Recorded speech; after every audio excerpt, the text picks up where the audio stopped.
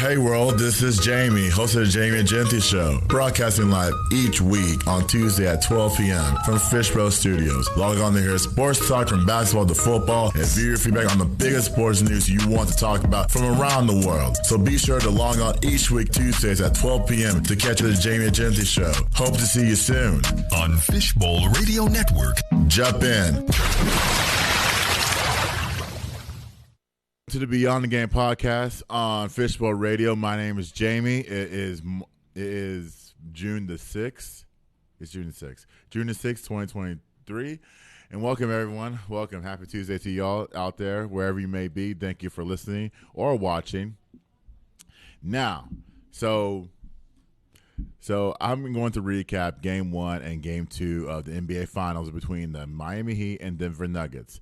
Now, I want to give a shout-out to Anthony Lewis out there. He gave me something to read on, I think, this morning.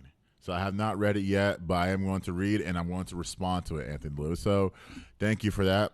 Now, let's get to the nitty-gritty. So Game 1, I watched half of it.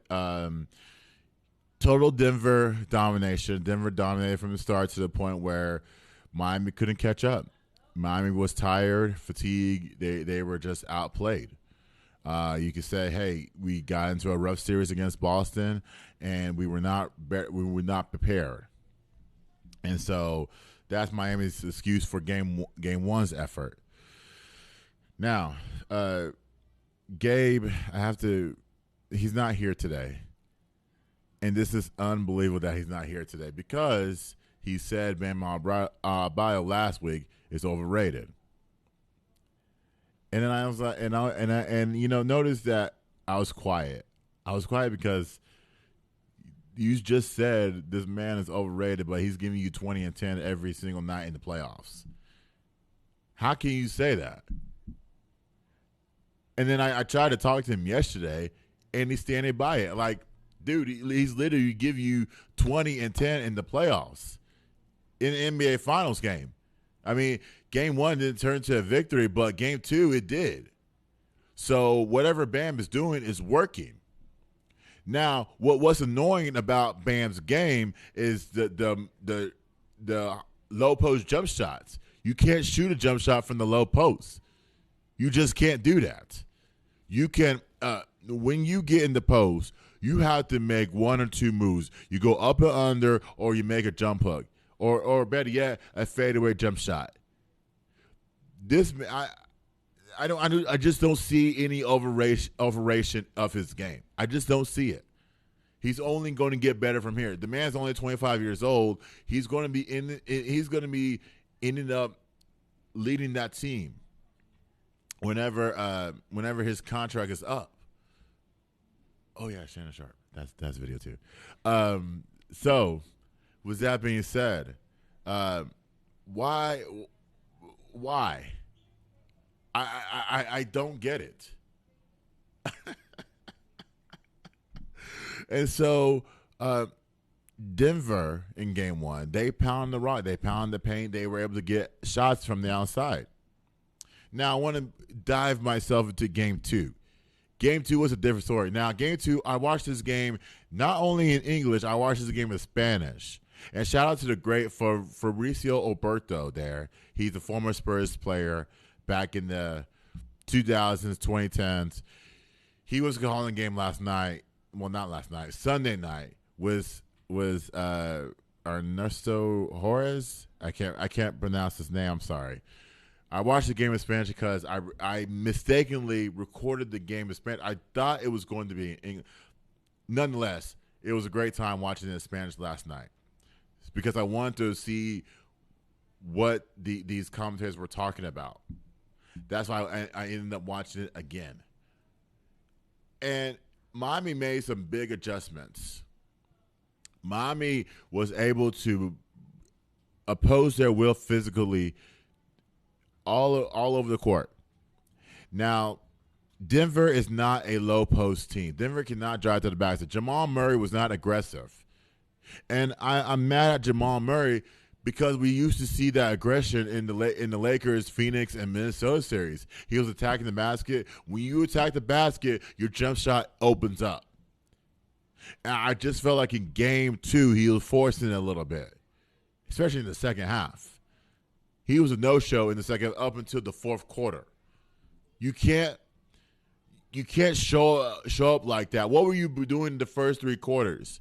You had everything going. You had bits and bits. You had spurts of good play. Then you got to the fourth quarter, and now you have to play catch-up. That's why Mike Malone said what he said. And I'm blaming him too. Mike Malone did not take accountability for this loss. It's funny when you lose a crucial game, especially in the NBA Finals. It's funny that you don't point at yourself. Malone had no plays to stop Miami's offense. He had nothing, to the point where they were just getting lucky plays off of Jokic's play. Jokic kept them in the game with his ability to initiate the little matchups that Miami was throwing out. Miami is a small team. There's no big guys that can bruise with Jokic down there. There's none. You could say Bam Adebayo and Cody Zeller, but those guys are not bruisers down low to match with Jokic's physicality. Jokic's physicality is all unathletic and stuff, and it works for him. It works for him because he's able to manage it, and nobody can stop that. Nobody in the NBA can stop that. No one. Now, you say you disagree with me and say, hey, we got this player that can stop it. Eric Spoelstra tried. There is no matchup to get to Jokic. There's none. You can stop Jamal Murray with a bunch of guys like Caleb Martin, Jimmy Butler, Gabe Vincent, a bunch of other guys, but not with Jokic. Bam's going to do what he's going to do. Cody Zeller's going to do what he's going to do. You see those matchups when they were switching the pick and roll between Martin and Gabe Vincent. That was Jokic was eating them up all day long. That's why we allow him to get 41 points. I'm not a Miami. I don't know why I said we, but that's why he got 41 points, because he can mix it inside and out.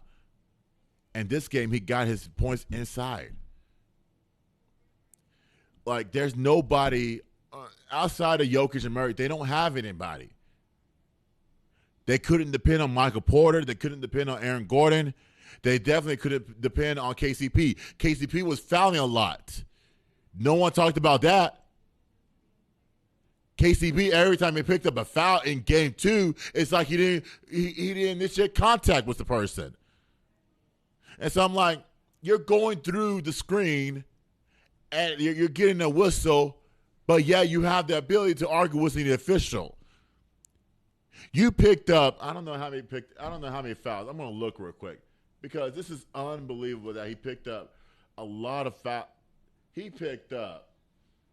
fouled out in games 2. You got to play better defense than that. Your offense is not realistic in this series, but your defense is. And the way you play defense in game 2 is, if you play like that throughout the rest of this series, you are not winning this series. You're not. And Denver has a short bench. They play 3 guys: Jeff Green, Christian Brown, and Bruce Brown. They're not going to play anybody else outside of Christian Brown. That's the last person that will come off that bench. It's worked for Denver because they got to this point. But I will tell you, at some point, if KCP cannot play defense the right way, instead of going through players, you might have to sit him down for Bruce Brown to be in the starting lineup. Bruce Brown can give you energy. Bruce Brown can give you all the hustle plays without fouling the defender. You can't foul like that. Or else or else there's a whistle for you. This is what, and I point the blame at coach and KCP. And let's hear from Mike Malone. Play Mike Malone first.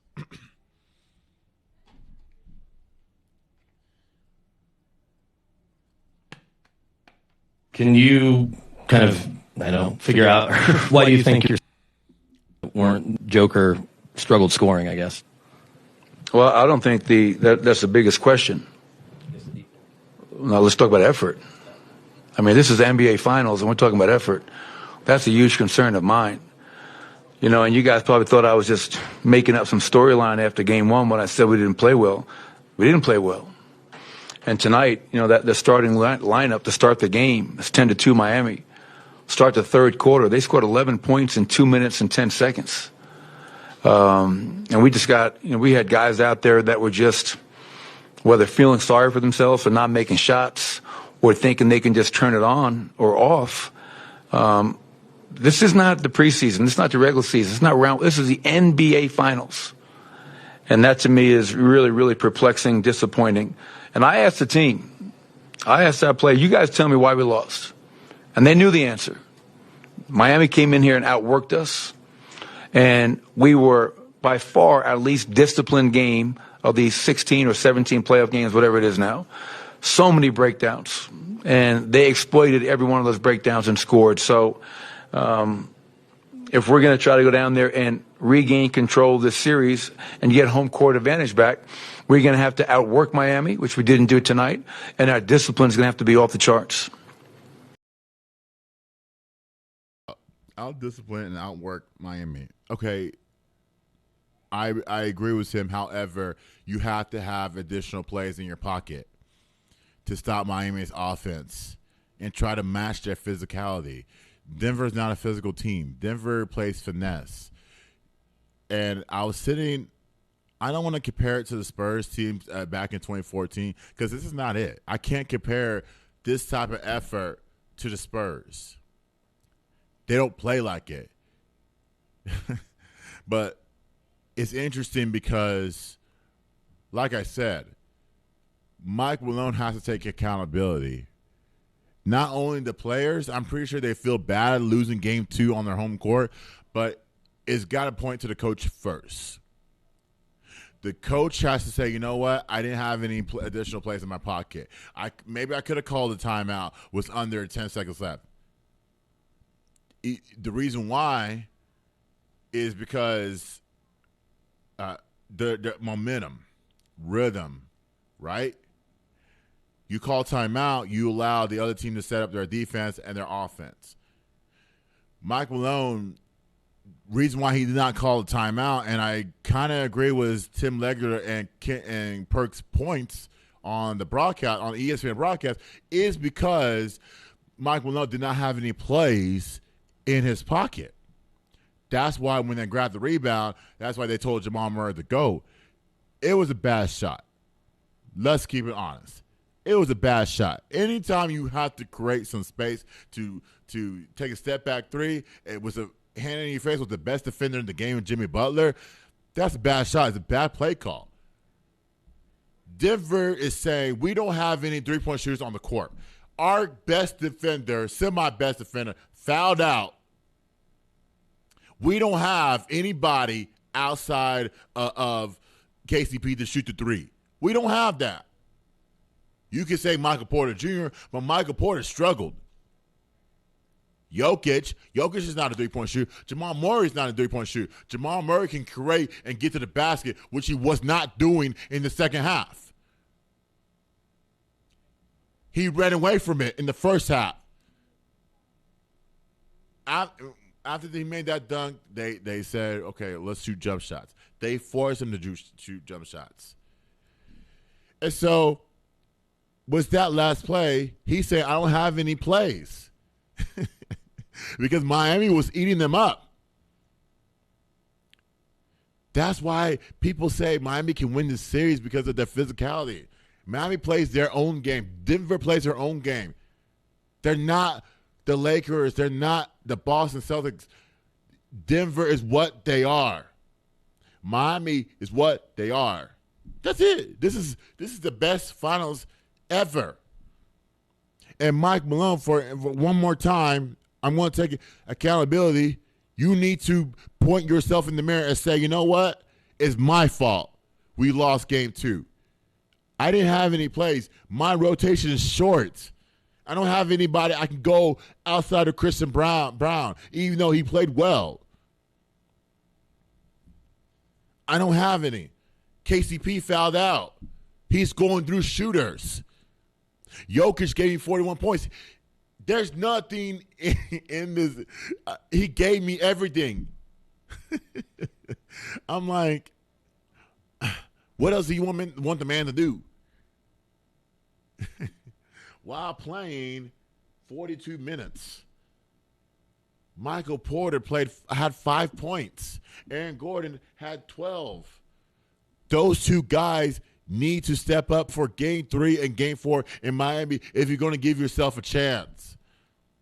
Those two guys, remember what I said, Michael Porter Jr. and Aaron Gordon have to step up for Game 3 and Game 4. Because if those guys, especially Michael Porter, could shoot the hell out the ball, if he's on a groove scoring 15 to 20 points, they win this game. They win Game 3 and Game 4. You got to do it for 2 games in Miami on the road. Well, they tried to take away Jokic's game.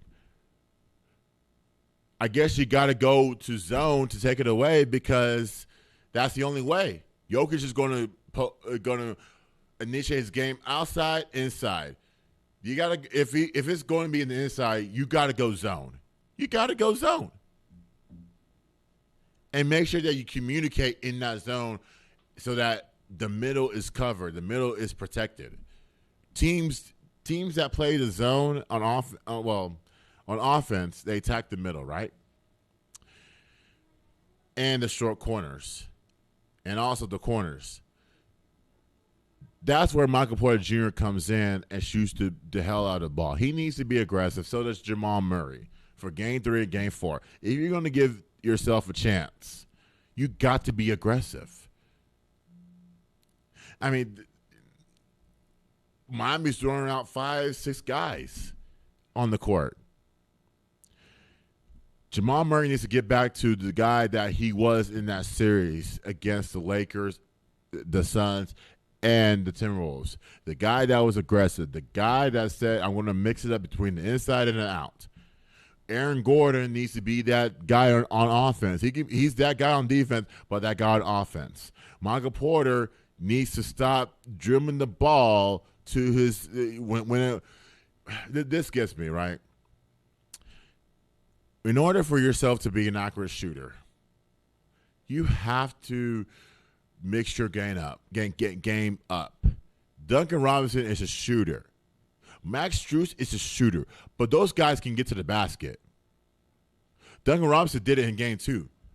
Max Strus started early. Majority of his shots were three-point shots. He gained some confidence from that. But I rest assured those guys will go inside given the opportunity. If a defender's coming at them, bad closeout, you don't dribble. You don't take one dribble to your right and then shoot the ball. That's an off. Hey, Steph Curry has done that. Steph Curry has rhythm. Michael Porter Jr. does not. So being 6'10 and 225 as you are, you can step in and take a mid-range jump shot.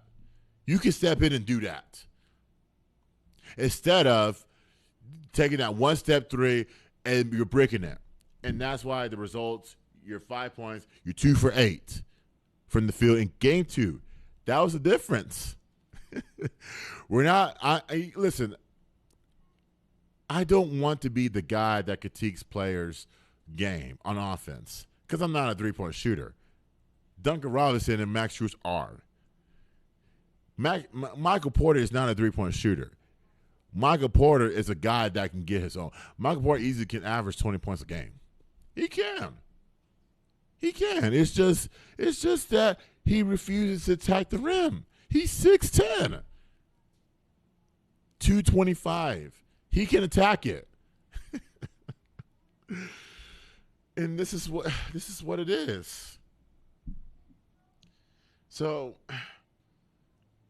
for me, if Denver's going to win game 3 and 4 on the road, you got to make sure that you start well, you end well, and then Michael Porter Jr. and Aaron Gordon have to come through on offense. If, like I said, if Michael Porter scores 20 points, Denver is winning that game. You're putting the shoulders off Jokic and Murray, especially Jokic, to create. Because you got to remember, Denver has a short bench. Denver's not going to DeAndre Jordan and Reggie Jackson, or in this case, Conchar. Neither of those guys have played in any series. I'm wrong. Maybe I'm wrong. No, I'm not. I'm not wrong. But I'm like, what is going on? Why did Denver take their momentum away out the game? They know they lost, but at the same time, coach has to take the blame for this once again. So I want that for Denver because I chose them to win this series in 6 games, and I'm still going to be right in the 6 games. Now let's go to Miami. Gabe Vincent had 23 points. Duncan Robinson had 10 huge points in the fourth quarter. Duncan Robinson had 10 huge points in the fourth quarter. He was huge. So was Max Strus. Max Strus started early and ended well. Max Strus had 14 points. Max Strus said in game to himself after game 1, I'm going to shoot the hell out of the ball. Now, those guys, like I said, are shooters. Those guys are going to continue to shoot till their arms fall off. People don't understand that. They don't understand basketball. Max Strus was born a three-point shooter. Duncan Robinson is a three-point shooter as well. That's why they're so deadly. And they're going to be the reason why Miami will win the championship, will win this series. Because if those guys get hot, it's over. Gabe Vincent gets hot, it's over. Gabe Vincent can mix his game inside and out. And he's a true point guard. It's over. That's the type of help Jimmy Butler has. Bam Adebayo, which Gabe said he's overrated. I wish he was here today. I could have grilled him. 21 points and 9 rebounds. This man had 26 and 10 in game 1. Game 2, he had 21 and 9 and a huge dunk. And I want to play that dunk again. I want to play it again so that people will understand how Bam Adebayo's game is. Play that dunk again. Okay, so anyway, that was a big play of the game, and that sealed the game for Miami. You can't call a better play than that, Eric Spoelstra. That was great. That was fabulous. A pick and roll, a guy rolls to the basket, gets a dunk, and the foul. This is why you don't hedge at Kyle Lowry. Kyle Lowry's not going to beat you. The guy who's rolling to the rim is going to beat you. In this case, Bam did. Bam beat you. He beat you along with other friends of his. And so Bam beat you to the rim. Bam beat you this series. And so this is why it could be over. And I hate to say that. If Bam's playing like that, good luck, Denver. Good luck. That's all I'm saying. You got to defend better on the pick and roll. Miami was running that all night to the point where they were running slip screens for Max Strus early. And that's why Max Strus was hot. He was hot because they weren't communicating on the pick and rolls. Denver was it. You got to do something to communicate. You got to say, you know what? Let me go with Bam. Let me go with Bam. Or let me go with Max Strus on the three-point line. You got to communicate, guys. This is why Miami can run their offense to their perfection. They are not an offensive, sexy team. They're not going to put up 120 points, but they will defend you. With the guys that they have, oh, man, trust me. And I didn't even pick Miami to win the series. But my it's not going to change. Denver has the upper hand. So, and I want to call out. We're going to basically roast Skip Bayless in about 20 minutes because I have some heat on him. But anyways, I heard Undisputed yesterday, and I was saying to myself, and they said they played without Jimmy Butler and Caleb Martin in the series. Okay, fine. You say that, Skip Bayless. You are wrong. Jimmy Butler is playing decoy this series. He's letting his guys are open. He has help around him. And these guys don't average 20 points a game. These guys are just spot-up shooters, and they make the right plays. They are locked in. They don't need Jimmy Butler scoring. They don't need it. You have Strus. You have Gabe Vincent. You have Bam. You have Kyle Lowry, who's playing like a dog on defense. You have Caleb Martin, who's up for a contract. You have all those guys that I mentioned. Duncan Robinson's driving now to the basket. Max Strus has got his game going. Like, Jimmy Butler don't need to score 20 points, Skip. He has help.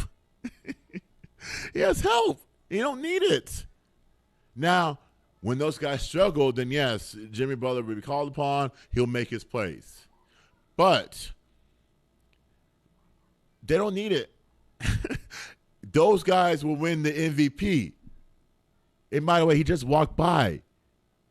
And it's like, dude, you can't you can't make this up. And I want to give all the credit to the world to Eric Spoelstra. Eric Spoelstra will never win any type of award. He'll win championships. He'll win all over around. But this guy should be in the conversation for NBA Coach of the Year. His teams don't perform well in the regular season, but he gets it done in the playoffs. He's been doing this ever since he was in his 20s.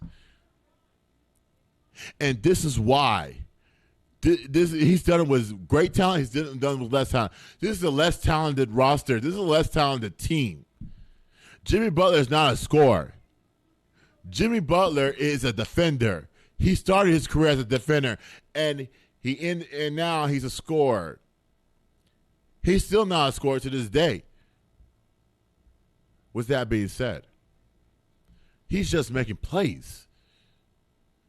Eric Spoelstra is the key to that. And I want to play a clip of Eric Spoelstra giving not Jimmy Butler, but Jokic all the praise in the world, and we'll speak on it on the other side. Let's play that clip.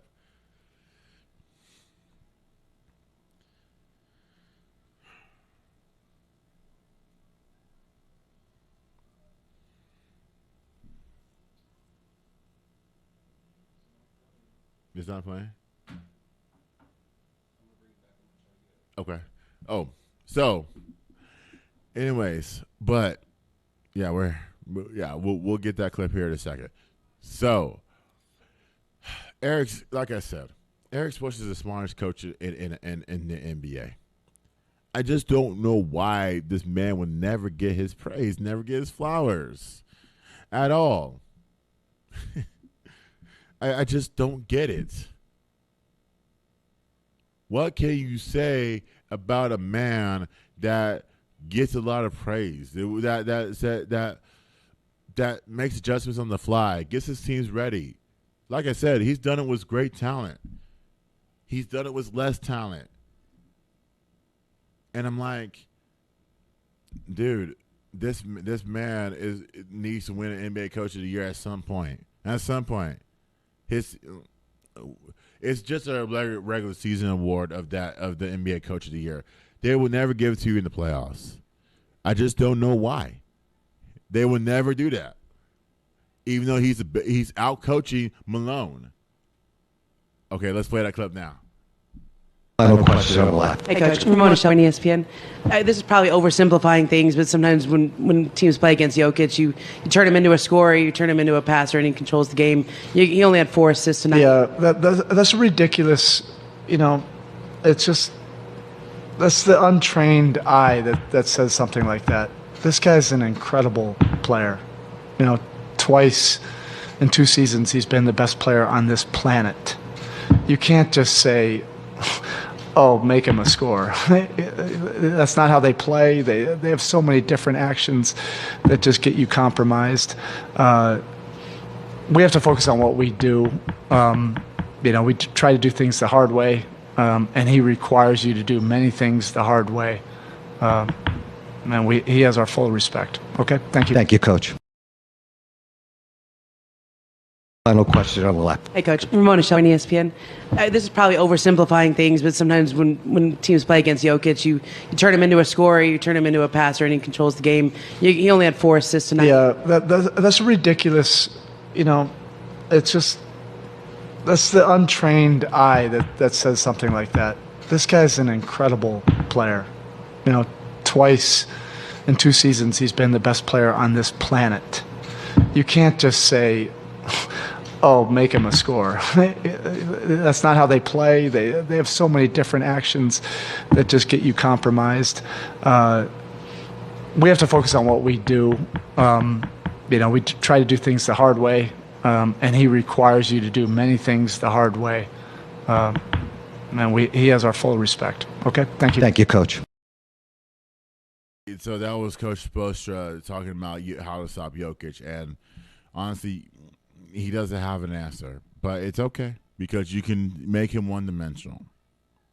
You allow Jokic to get his points because he's that talented. I never seen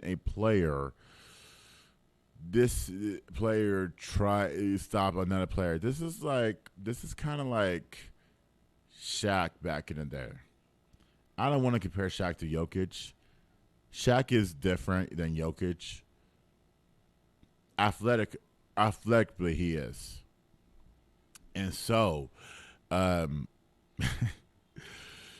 you have to understand that back in the day, in the 2000s, they couldn't stop Shaq. No one in the world didn't have a world. Even Yao Ming, who was taller than Shaq, couldn't stop Shaq. Okay? Jokic, 7 foot, 285, cannot be stopped. He's going to get his points for all around. He controls that offense, literally. He has the ball in his hands 99.9% of the time. Eric Spoelstra is trying. He's throwing players out here. Cody Zeller did his best, but Jokic is going to find a way. Bam is trying, but Bam can only do so much. And with their limited depth, what can you do? What can you do? How do you stop Jokic? Kevin Garnett put it easy. Kevin Garnett said you got to hit him up top. Now, he was making a joke about it because in the NBA, early days when he was in the NBA, when Kevin Garnett and all those guys were playing in the NBA, in order to stop a big man, you hit him up top. You hit him early to throw off his balance. Now, I don't know how you stop that. It's like trying to stop LeBron. You can't hit LeBron early because LeBron will flop. And I don't say LeBron disrespectfully flops. Well, actually, I'm not trying to disrespect LeBron, but that's the only game that I don't like about it. I said LeBron flops. How can you be 265 and all that muscle and you flop? But like I said, I'm not trying to disrespect. I love LeBron. I love to his death. No one in the NBA can defend him. No one. No one. You literally got to make him a jump shooter. That's how you stop him. But you can't stop. But when he's going full head on to the basket, which he can do every single possession, you're not going to stop that. Period. Let's be honest. And Gabe knows that. Even he can't stop LeBron. LeBron can stop himself. But Jokic, in order for him to be stopped, on the bench, if he's in foul trouble, and he's not going to pick up cheap fouls in this series like he did in the Lakers series. And they won. They were able to win that series because Denver was able to run their offense. They were being patient, finding the right shots on offense. When you have Bruce Brown that can mix it up on the bench, play defense, get into the basket, shoot floaters, it makes it look great. And so that's why I advocate for Bruce Brown or Christian Brown to be in the starting lineup for Game 3 and Game 4 if KCP can't get it. I can't find that word. Can't get it right. So Coach Spoelstra, his keys for my keys, Game 3, Game 4, is I think in the interest of Jokic, I think you need to still play man. And I know they're going to mix it up between if Denver makes it or misses it. If they miss a shot, they're going to play man. If they make a shot, it looks like they're going to play zone. If Miami makes a shot, they're going to play zone to throw Denver's balances off. And I think you can throw their balance off if you play zone. And zone keeps you out of foul trouble. Let's be honest here. It keeps you out of foul trouble. Everybody that knows basketball, when you play zone, it keeps you out of foul trouble.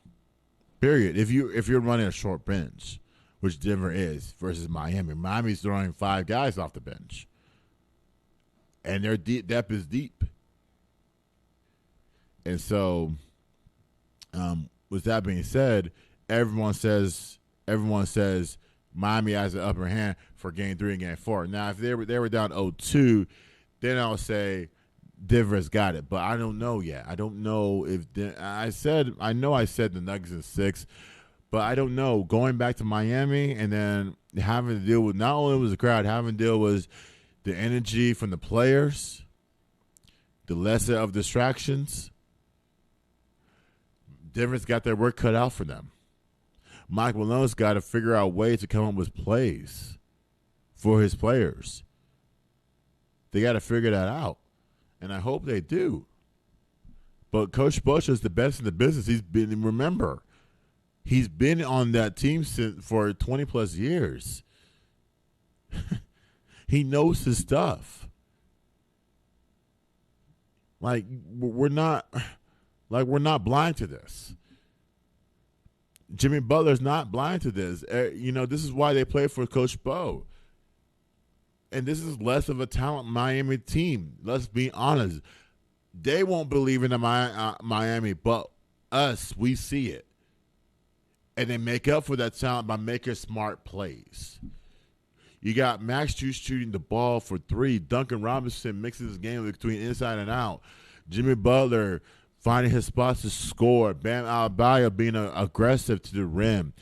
Kyle Lowry playing excellent defense, hitting timely shots. Caleb Martin. I feel like Caleb Martin was getting his win back. Once he gets his win back, that's another piece. Kevin Love. We can't forget Kevin Love. Kevin Love had his best game to me. He had his best game in Game 2. Even though he not play a lot, his minutes were good enough for a victory. I'm like, and Cody Zeller? We can't forget about that. I'm telling you, man. Eric Spoelstra is one of my favorite coaches in the NBA. He's my second favorite. My first is Pop, obviously. Now, when he's gone, Eric Spoelstra I'll still say Pop is my first, but Eric Spoelstra is up there too. And Eric Spoelstra will go down as a top 10 all-time Hall of Famer coach, no matter what happens. No matter what happens. So, my keys for, like I said, my other key is Caleb Martin comes back, gets his win on it. I don't think Miami will change their starting lineup because they played both Kevin Love and Bam. It used to be Caleb Martin and Bam because they went with 4 guards. Well, Caleb Martin's technically a guard, but he's not. He plays multiple positions. If they go with 4 ball handlers in their starting lineup from Miami, which I think they may. It depends on the matchup. Depends how Caleb Martin's feeling. Miami started well with that matchup. They started well with putting Kevin Love and Bam in that starting lineup. They started well. But if it were me, I go with that lineup. I wouldn't change it. Even if you lose either game 3 or game 4 and have to go back to Denver. Well, you have to go back there anyways. I wouldn't change that starting lineup. Now, Denver, on the other hand, may have to. If KCP cannot give you the defense, if he can't give you offense, basically, you might have to change it up. I think Bruce Brown is a better defender than KCP. Let's be honest here. That's my takes on game 3 and game 4. Now, it's on Wednesday and Friday, the same game. And this is interesting to me because I was watching softball this weekend. While everybody was inviting me to stuff, I couldn't go because not only I was watching softball, I had a lot of marketing. Well, actually, I had a marketing call this past weekend that I had to go to. So I gave up everything to not only tune into this series, but to what was it? Well, get into softball a little bit.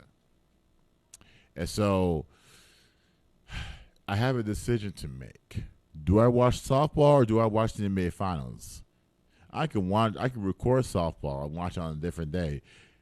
I could definitely record the NBA Finals. I can watch that on a different day as well. But I'm watching the NBA Finals live because this is going to be good. This is a great series.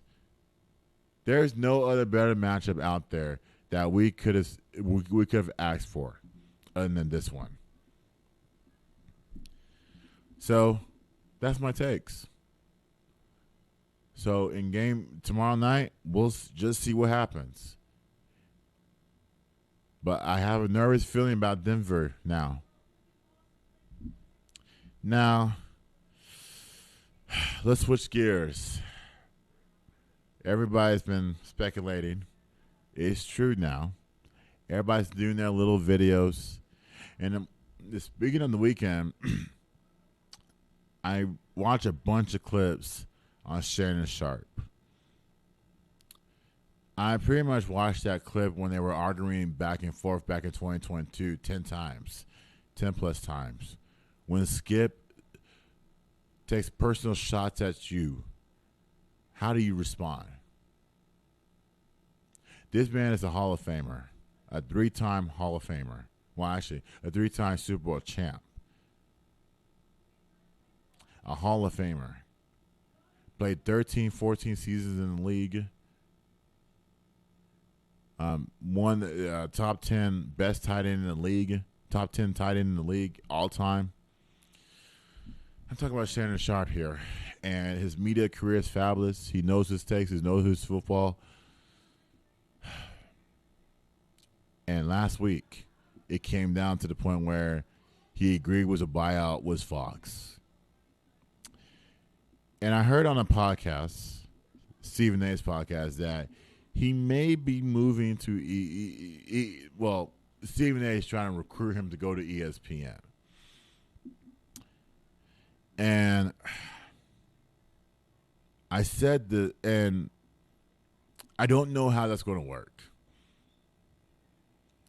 Shannon was getting used to the 5 days a week. I don't think he's going to do it 1 day a week. I think it has to be 5 days a week for him. He can talk basketball. He can talk football. All that stuff, man. On First Take. But Stephen A went with a rotational guy. So they have J.J. Redick. They're in the back. Jay Williams. They have Chris Mad Dog Russo. They have a bunch of NFL guys. Ryan Clark. That's a lot. There's a lot of NFL guys that come in every now and there during the week. During the football season, during the basketball, even in the off season. They got a lot of guys.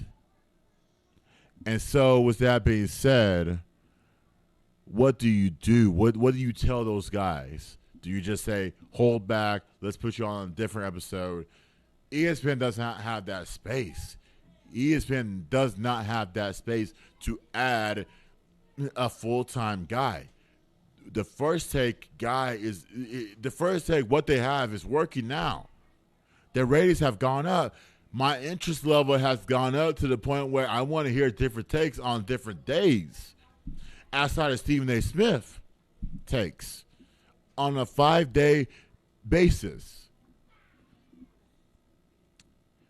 And I don't know. I don't know what's best for Shannon Sharpe at this point in time. It came as a shock. Your whole viewership is going down the drain, Fox. You don't know that. You don't know that because you play a useless guy that can say whatever he wants, the bad, and disrespect players, former athletes, in front of their faces. That's why nobody wants to work with Skip, because he wants to disrespect your accolades when it gets personal. But yet he will appreciate Tebow. He will appreciate Tom Brady, but not LeBron. Even to the point where you disrespect LeBron's child, which LeBron James is going to USC. And I said to myself, LeBron is going to be blamed by Skip Bayless, whatever he does for the rest of his life. Period. But yet, when it comes to Tom Brady, you have his back. When it comes to Tim Tebow, you have his back. Whatever Tebow does, those guys, you have his back. But the guy that's sitting across from you, the guy who is a media champ, the guy who has his own podcast, which I love, the guy that made Fox great, that brought his viewership up during the week, because Fox is a weekend show, a weekend channel. We watch a bunch of NFL and college football games there. And now we don't get to see that anymore. Who wants to work with Skip? And I think this set it off back in January. Let's play that clip from January, please. Frank Vogel, our final. No. Play the. Frank Vogel play the are Shannon Sharpe finalizing clip. a 5-year deal to make him the There franchise's should be next one coach, there. delivering him the opportunity. At 45 when you had to stop at 35. Yeah, that's what you do. That's the point. That's what you do. Every time I call something into question, I'm jealous. No, Skip, I did what I did. never said you were jealous of Baker Mayfield. Skip, I did what I did. You make it seem like I was a bum. I'm in the effing Hall of Fame. Okay, I got three Super Bowls. So what? So what? He's way better than you were. I'm better than you. Better. Skip, what I got to see what you do. You take personal shots. No, for this I don't take personal shots. You started it. Time out. You would take a personal shot at me. I didn't take a personal shot at you. Wait a minute. What are you talking about? You would take a personal. Put your glasses back on. Can I finish? You're willing to take a personal shot at me to say this man is better than me because I say he's playing bad this year? Well, because you Go ahead. you disrespect him. It's just so. You know what? It's beneath your you dignity. would disrespect me to support him. No, well, I'll support him over anybody because he's the greatest player who ever Have played at your it. game, and it's by Have at far. it. Have at it. Okay, Take off, bro. I'm going to have at it. The clip. That was that's not from Jamie. I'm sorry, I misspoken. So that was from the 2022 season. They were talking about Tom Brady being better than Shannon Sharpe, and that's untrue because Shannon did his time in the league. Skip, when you take personal shots at former athletes, don't you're expecting athletes to not respond. This is why no one was to work was a worthless fool. He's worthless. And I say that in a positive way because we have kids outside the door. I don't want to say that. I don't want to say what I want to say. If you hear background noise, that's kids outside of the venue. But anyways, so with that being said, nobody wants to work with. This is why Fox is reeling right now. They're trying to find a replacement. You can't find one. Marcellus Wiley on his podcast last week mentioned, there was a report last week. They said LaShawn McCoy. They brought his name up. And I said, LaShawn can't work like that. LaShawn's even worse. Well, he's not even worse. He's new to the media game. And I think with me addition, I need media work, so does he. Because I think he's in that player mode and saying, you know what, maybe I can do this. But LaShawn does not work like that. I don't know what he does. I don't know how he works. But he cannot initiate a conversation with Skip. I don't think he can keep up with the topics at hand. That's the problem. Your focus is on other things, but you can't keep a topic up. That's and he's going to disrespect your career. He's going to bring him all the accolades and add that one black hole in your career and bring up all the negative stuff to make Tom Brady and all those Baker Mayfield guys look good. Tom Brady is an all-time great. Let's not disrespect him on this show. He's fabulous. He's great. And I hope that whatever he does with the Raiders, he's going to do a fabulous job in that organization. Baker Mayfield, on the other hand, is garbage. He's a bum. He's trash. You rather go after that guy versus Shannon Sharpe, a three-time champ, a Hall of Famer? What is wrong with you? And then another thing is you disrespect your own team. Not only the coaches wait, but Dak's personal stuff. Anytime a player talks about her mental health, you got to take that into account. You got to take that seriously. This is why we can't work with him. This is why Fox is struggling. They put Emmanuel Ocho's name. No, Emmanuel Ocho does not work like that. Joy Taylor, no. She cannot do that because she has different views than Skip. It's not worth the money or the time. They are comfortable where they're at. Then they brought up Michael Irvin. And you know my personal feeling about Michael Irvin is not only Michael Irvin, I love him. I just wish that case, I just wish these networks don't take to account of public pressure. Because what ESPN and the NFL network are not, they're not adding him right. They're not believing him right now because of the public. And you're saying I'm wrong. It's the public's decision. But yet, you don't make it about what he's bringing you to the table. My Monday was filled with laughter, even though it was boring and dull on Mondays. When Michael Irvin hit first take, I said it's going to be a fabulous Monday. Because Michael Irvin is going to protect the Cowboys brand, and he's going to bring NFL Light, a former player on that show. But it's unfortunate that that case happened. He didn't do anything wrong. Everyone saw the tape. That was months ago. That was months back. He did nothing wrong, and I hope he comes back. But with Skip Bayless, it's not going to work like that. And it will just make my head hurt if Michael Irvin is on that show with Skip, if he's approached by Fox to be on with Skip Bayless. I don't think he'll work that way. I don't think that it will work out like that. Because not only Skip talks basketball, he talks football, and he disrespects your career in front of your face. It brings up all your accolades to the table like it matters, but sometimes they know that. They know that. This is why you don't have guests. This is why you have sometimes people that can deal with it. They can't deal with you, Skip. You got to change. And at this point, he will never change in his career. You're asking a 71-year-old man to change right now. He's been like this for 30-plus years. He was there on ESPN. He's been the same dude. You can't get rid the money that Fox is paying him.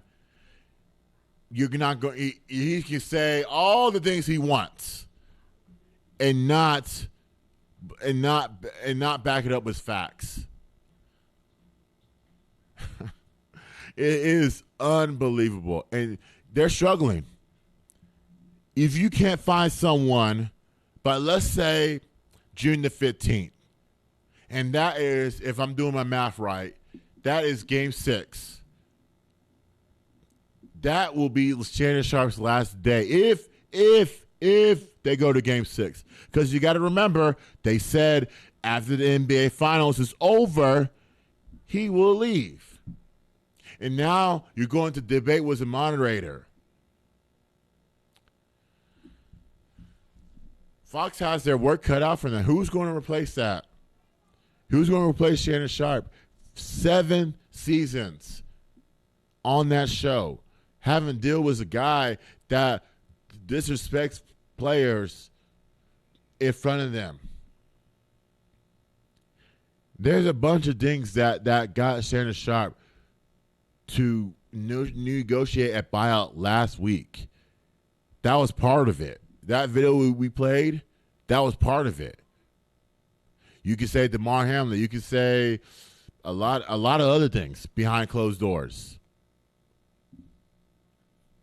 Skip may be a respectful guy, but if he is, then who wants to work with him? It's not going to work out like that. It will never work out like that. Ever. So I don't know where Shannon will go. I don't know what other sports venue, sports channel, because I feel like if you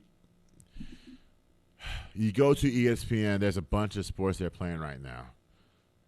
They have basketball, they have football, college football. What else? They have baseball, everything. The worldwide leader, right? Fox has everything too, but Fox does not have the NBA. Fox has college football, the NFL. They have these minor football leagues. They don't have softball. They have baseball. They don't have college baseball. They don't even have pickleball. So I don't know what other sports media outlet he's trying to go to. Maybe he just wants to take a step back and breathe a little bit. And don't report these random YouTube channels that everyone's subscribing to that's getting a bunch of views that says, you know what, Skip may go to ESPN. I'm sorry, not Skip. Shannon may go to ESPN. That's a maybe. That's a maybe. The key word is maybe. But Shannon has not said where he's going to go. And he has not given any hints of where he's going to go. So let's stop and let men breathe. Let's let Shannon breathe. This is 7 seasons he's dealt with a guy that's been disrespecting him. It's been not even a debate. And this is why their ratings are sinking. Because of that. I mean, I'm pretty sure Shannon saw the numbers and said, I got to leave, guys. We're not making progress. And I always want the honest truth from players, former athletes, about why they left. Of course, someone's going to mix around and say, hey, they left because of this. They left because of this opportunity. Okay. Let's be honest. So I don't know. I wish I had the answer. I wish I had a prediction. I don't know. I just want him to breathe a little bit. He left at the right time. Yes. But he's going to leave at the right time. And until we find that, until Fox has that, they're always going to be down in the drain. They might as well just show a bunch of college football highlights. That's what you're good at. You might as well just show a bunch of NFL stuff. That's what you're good at. Your brand's going down. Who's going to work with Skip? Where does Shannon go? ESPN has a stack filled of lineups. They have NFL Live. They have a bunch of other things. It's just too much. It's just too much right now. And if you got to ask someone to leave, you're not going to do that. ESPN allows you to leave on your own. Now, remember, they just added Pat McAfee. That's another upgrade. That's another upgrade to a loaded ESPN talent. And that's this fall. Well, is it this fall? I think it's this fall. Yeah, it's this fall. So, does Shannon have his work get cut out for him? Yes. But at least we don't have to hear nonsensical stuff from Skip Bayless when he's talking to a 3-time Hall of Famer. A 3-time champ. A Hall of Famer indeed. Now, that's my little spill. I want to take a break. But is that enough video? I think we have enough video. Okay, that's enough. Okay. Coming up next, let me get into the top 10 coaches. We had a bunch of coaches hired over the last week. 2 of them, actually. I'm going to give you my takes on them and who's under pressure for this upcoming season, the 2023-2024 season. Now, the Raptors have not had a coach yet. But is it coming? We'll see on the other side. It's Fishbowl Radio, Beyond the Game.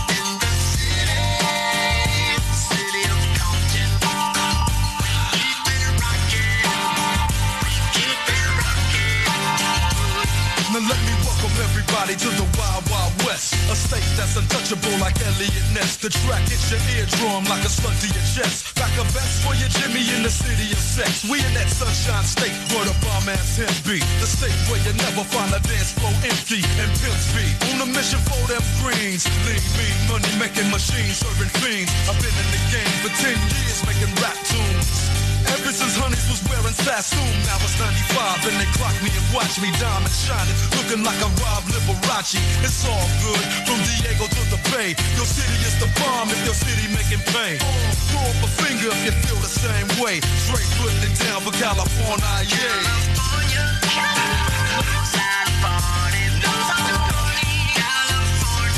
West Coast. That's right.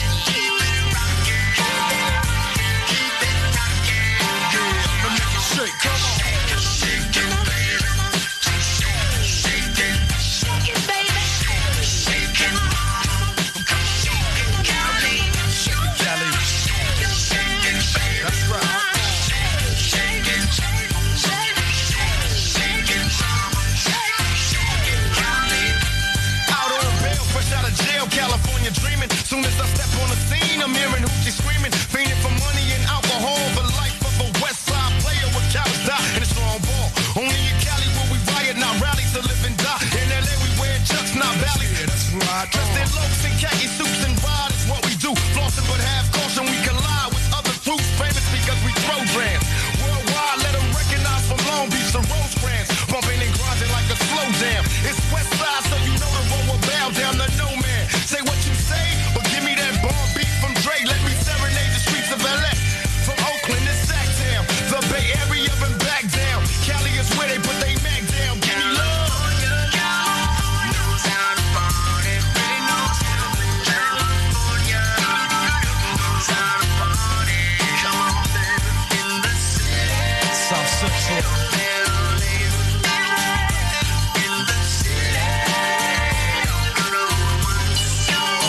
That's right. In the city of Compton, we keep it rockin'. Yeah. Now make it shake.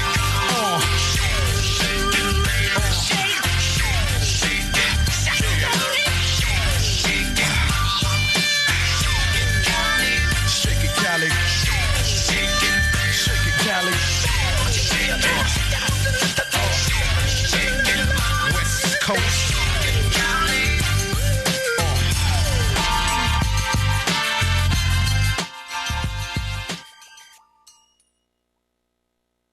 Tune in to the Love Cafe Radio with your host, Jazzy.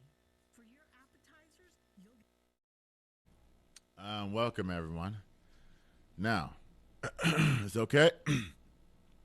So here we go. So my top 10 coaches out under pressure for the 2023-2024 season. Okay? So, like I said, 5 new coaches are in the NBA right now. They're on my list. Yep, they're on my list. And they're under pressure. Some of them are. Some of the current coaches in the league are